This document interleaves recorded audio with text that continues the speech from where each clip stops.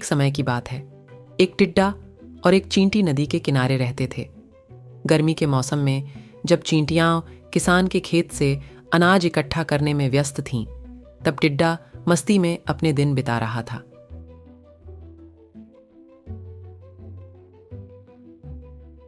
टिड्डे ने देखा कि चींटियां अपनी साथ संतुलित तरीके से अनाज ले जाते हुए पूरे दिन लगातार खेत से अपने चरागाह की ओर आगे पीछे जा रही थीं।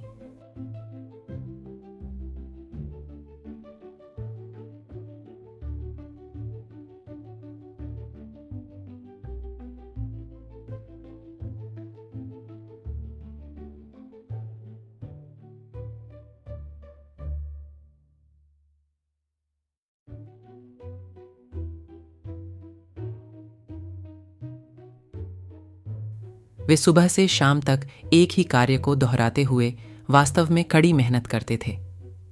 इस घटना ने टिड्डे को आश्चर्यचकित कर दिया कि पूरी गर्मी में चींटियां कितनी कड़ी मेहनत करती हैं।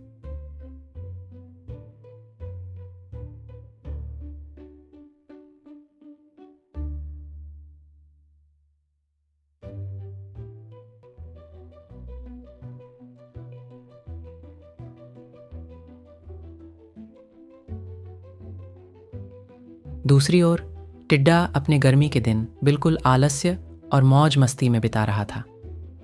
वह चारों ओर गाते और नाचते हुए बहुत खुश था।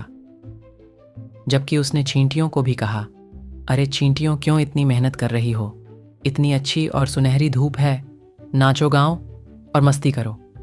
लेकिन चींटियां नहीं मानी और अपना काम जारी रखा।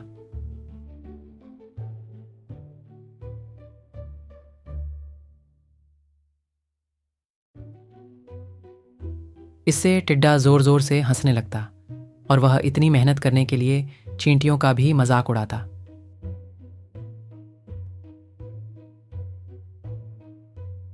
कि उसने कहा कि पूरे गर्मी के मौसम के लिए पर्याप्त भोजन है। यह सुनकर एक चींटी ने टिड्डे को सर्दियों के लिए भोजन इकट्ठा करने का सुझाव दिया। चींटी ने कहा, अरे टिड्डी, मैं सर्दी के मौसम के लिए भोजन बचाकर रख रही हूं। जब बर्फ गिरती है और हमें बाहर खाना नहीं मिलता, तो इससे मुझे मदद मिलती है। मेरा सुझाव है कि आप सर्दियों के लिए अपने लिए कुछ खाना भी बचा कर रखें। तब टिड्डा खूब हंसा और उत्तर दिया, सर्दी अभी नहीं आई है, और जब आएगी तो मुझे यकीन है कि मैं कुछ भोजन ढूंढ सकूंगा। ऐसे ही दिन बीतते गए।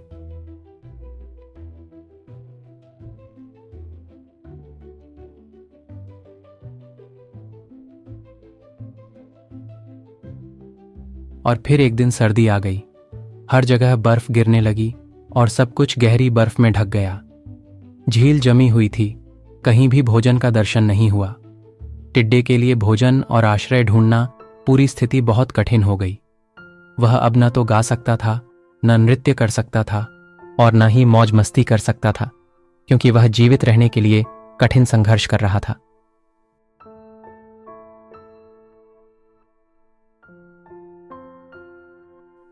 जब वह भूख सहन नहीं कर सका, तो उसे याद आया कि कैसे चींटियां सर्दियों के लिए भोजन इकट्ठा करने के लिए पूरी गर्मियों में काम कर रही थीं। इसलिए उसने कोई और रास्ता न खोजकर चींटी से मिलने का फैसला किया। वह आगे बढ़ा